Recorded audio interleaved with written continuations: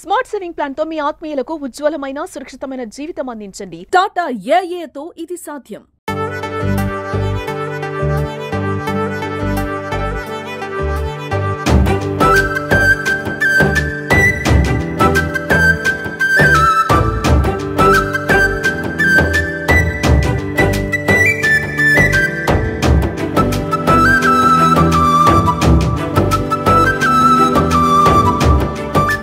నమస్తే, welcome to Suman TV.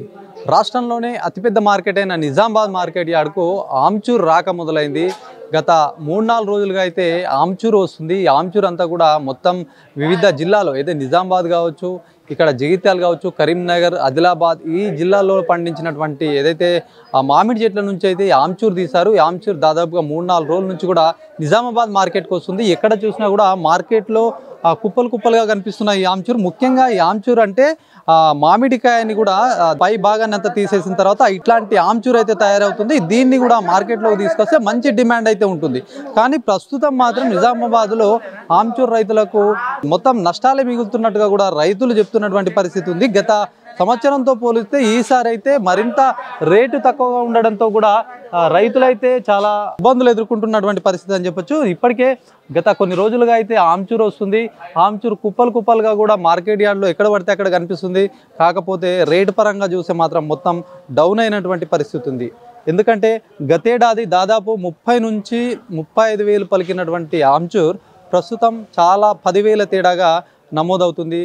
మరి రైతులున్నారు, మాట్లాడదాం వాళ్ళ ఇబ్బందులు ఎట్లా ఉన్నాయి. ముఖ్యంగా మరో విషయం చెప్పుకుంటే కనుక రాష్ట్రంలో అకాల వర్షాలు, ముఖ్యంగా ఈదురుగాలులతో కూడా చాలా ఇబ్బందులు ఎదుర్కొన్నటువంటి రైతులు ఆ పంట సైతం కూడా నేలకు రాలినటువంటి పరిస్థితి. ముఖ్యంగా మామిడికాయలు కూడా కోత దశలో మొత్తం ఎక్కడికక్కడ పడిపోవడంతో కూడా చాలా నష్టాలు అయితే ఎదుర్కొన్నారు. మరి మొత్తానికి నిజామాబాద్ మార్కెట్కు తీసుకొచ్చారు. పరిస్థితి ఎట్లా ఉంది అని మాట్లాడదాం. ఎట్లా ఉంది, మొత్తం ఎక్కడెక్కడి నుంచి తీసుకొస్తారు, మన ఈ ఆమ్చూర్ పరిస్థితి అయితే ఎట్లా ఉంది ఇప్పుడు? మేమైతే మెదక్ జిల్లా ఆవేల్గన్పూర్ మండల్ గంగాపూర్ గ్రామము. మేము వచ్చేసి ఒక 50 మందిని తీసుకొచ్చినాము ఈరోజు. అంటే మొన్న వారం రోజుల క్రితము కొంత తీసుకొచ్చారు. ఆ రోజు మాత్రము 16,000 దాకా పోయిందట, 10,000 నుంచి. ఇక అప్పటి నుంచి కొద్దిగా ఈ అమాస ఉన్నది, మా సేట్లు రాలేదు, వచ్చిన తర్వాత పెరుగుతాయని ఇక్కడ ఉన్న సేట్లు అనే వరకు కొద్దిగా ఆపి తీసుకొని వచ్చినాం. ఇవాళ తీసుకొని వస్తే నిన్నటి ధర కనుక అదే 18,000 దాకానేమో పోయిందట, 18,000-19,000 దాకా పోయిందట. ఆ ధరలు ఉంటే మేము ఇక ఏం లేదు, ఇంత ఉరితాడు పెట్టుకొని వెళ్ళడమే తప్ప మాకైతే గిట్టుబాటు లెక్క కాదు. మాకు కావాల్సింది ఏంది అని అంటే, మేము కష్టార్థం చేస్తూ మా కష్టం తగ్గట్టు అంటే ఒక 25,000 నుంచి 30 దాటినట్టుగా ఉంటే మాకేమన్నా పడుతుంది. లేదు అని అంటే ఇక అంతే సంగతులు. మాకున్న 10 గుంటలో గుంటనో గురిగో అమ్ముకొని అప్పులు కట్టడమే తప్ప వేరే స్థితి అయితే మాకు దారి లేదు. ఇప్పుడు ఈ ఆమ్చూర్ మొత్తం మీరు పండించారు, డైరెక్ట్గా మీరు కొన్ని చెట్లను గుర్తపట్టుకున్నా కూడా అవి తీసుకుంటారేమో కదా? అయితే మేము ఒక చెట్టు ఇంత పెద్దగా ఉందనుకో, దానికి ఒక టన్ను కాయ అవుతుంది. టన్ను కాయకు వచ్చేసి ఎంత పెట్టాలి మేము? 10-15 వేలు పెడితేనేమో ఒక 2-3 వేలు మాకు మిగులుతాయి. వాళ్ళకినా హుషారైపోయినరు. ఎందుకంటే ఇక్కడ చూసి టీవీలో కానీ దేంట్లో కానీ చూసి వాళ్ళకినా హుషారైపోయి, నీకు అక్కడ 30,000 పోతుంది, నాకు 30,000 అయితే ఇస్తా, లేకుంటే ఇవ్వను.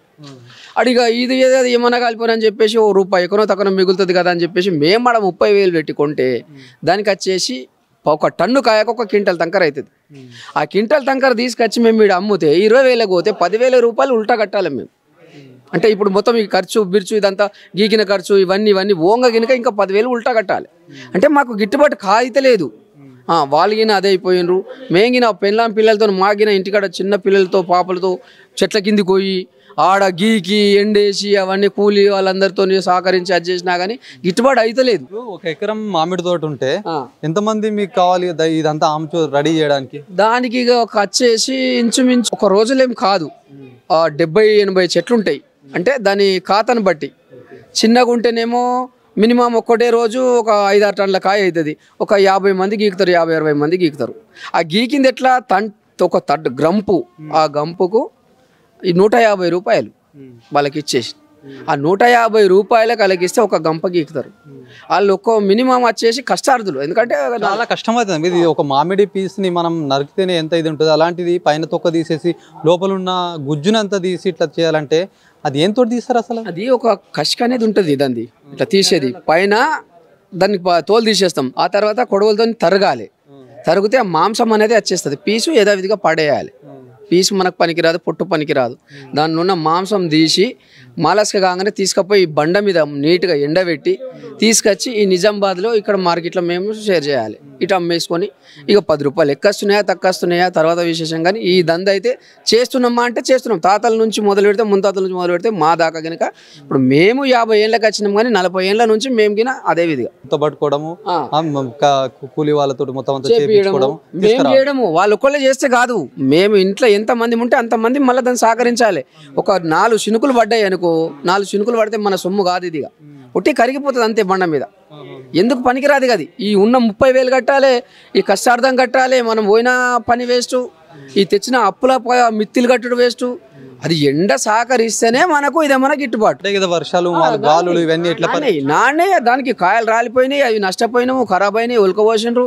ఇప్పుడు నాణ్య తంకలకి నచ్చినాయి, దాన్ని చూపిస్తే అదైపోతుంది. ఇక్కడ లేదు కానీ ఆ తంకరగిన నానింది, అది గినక మొత్తం బువ్వ లెక్క తయారై మొత్తం అంతా రసాయం అంతా పోయి చీప్గా మన బొక్కలు కదా ఎట్లా అవుతుందో ఆ విధంగా చేసి అది చేసినా కానీ వీటికి వచ్చినాక గిట్టుబాటు లేదు.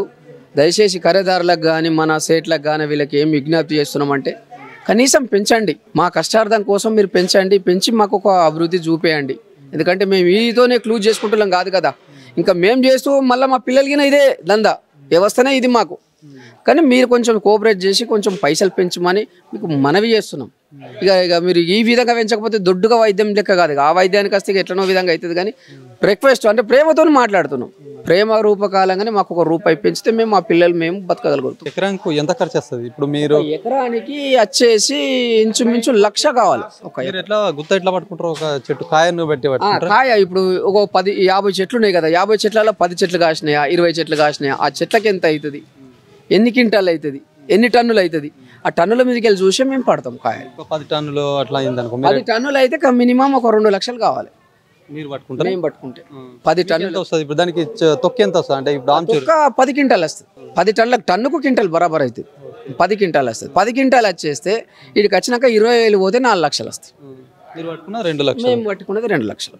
2 లక్షల కంటే ఇప్పుడు మళ్ళీ ధర తక్కువ అయితే మాత్రం రాదుగా, మేము ఉల్టా కట్టాలి. ఇప్పుడు మళ్ళీ ఈ మెయింటెనెన్స్ అంత ఉంటుంది కదన్న, ఈ మెయింటెనెన్స్ వాళ్ళకు కూలీలకు అవి పైసలు మిత్తిలు ఇవన్నీ కట్టంగా కూలీ మాకు వచ్చేసి పెద్ద లక్షలేం కాదు, కానీ కూలి మాత్రం ఏదో దందా చేస్తే కూలి మిగులుతుంది. ఆ కూలి చెప్పన్నా, మీరు ఎక్కడికి వెళ్ళి వచ్చారు? ఎక్కడికి వెళ్ళి తీసుకొచ్చారు?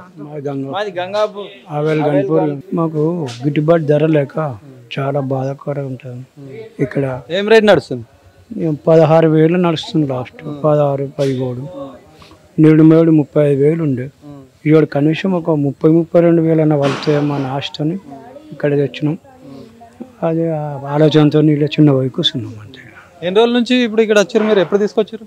6 గంటలకు వెళ్ళాము, మధ్యలో ఒక దగ్గర వండుకున్నాము.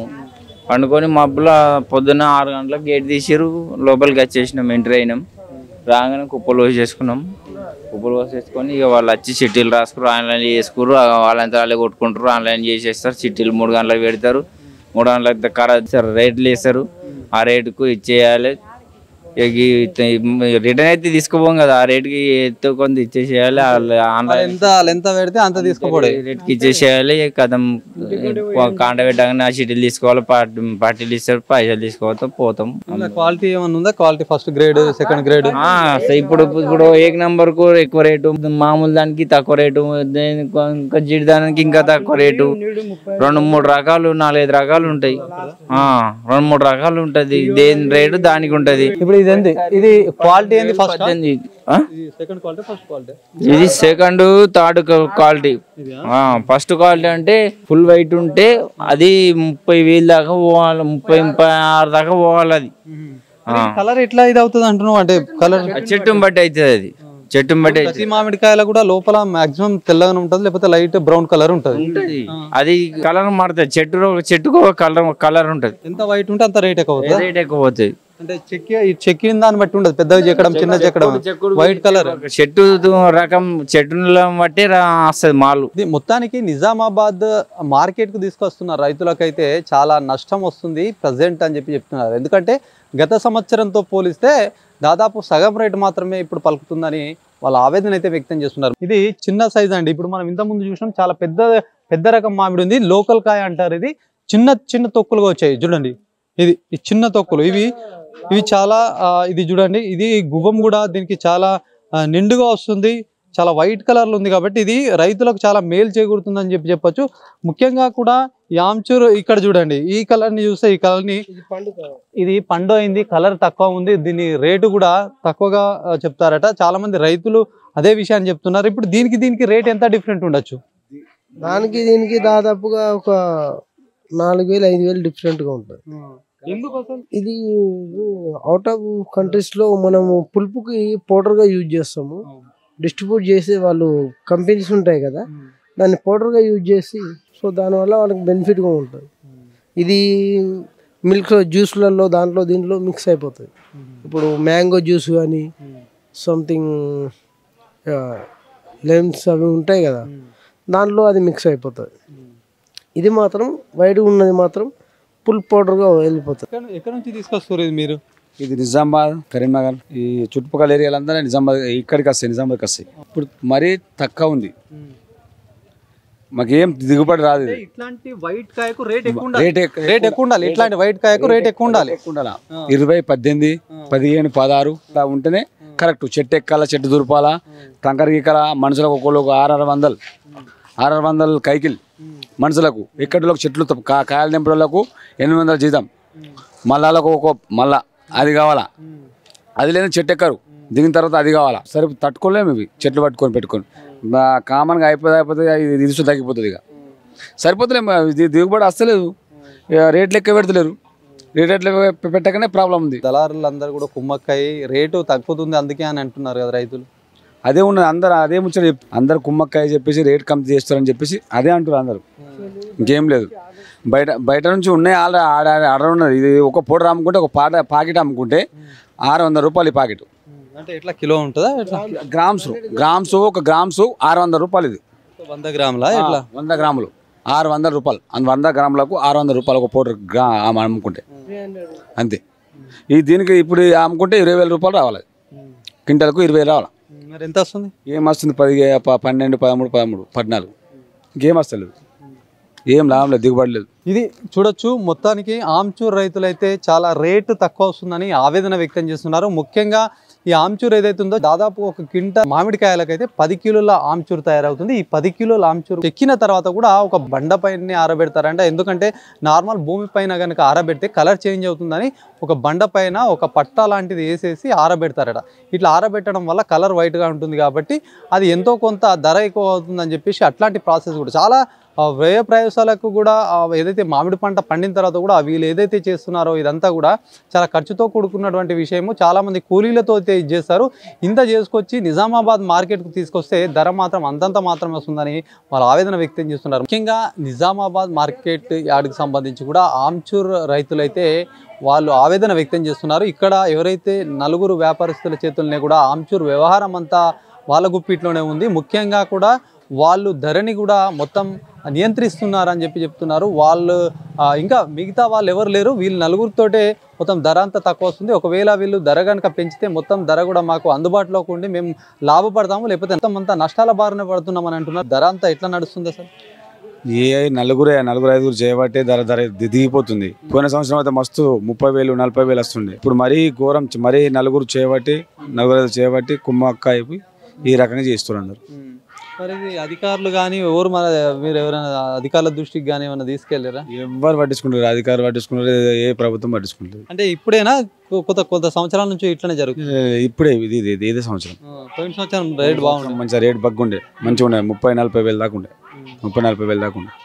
ఇప్పుడు ఏం లేదు అట్లా. మరి ఏం చెప్తున్నారు మీరు ఇప్పుడు ప్రభుత్వానికి కానీ అధికారులకు? ఏం కావాలని మీకు ఎట్లా న్యాయం జరగాలంటే? న్యాయం ఏంది? 30 చిల్లర దాకా రావాలా. 30 చిల్లర దాకా వస్తేనే మాకు దిగుబడి వస్తుంది. లేకుంటే మొత్తం దానికి అయిపోతే మాకు సరిపోం.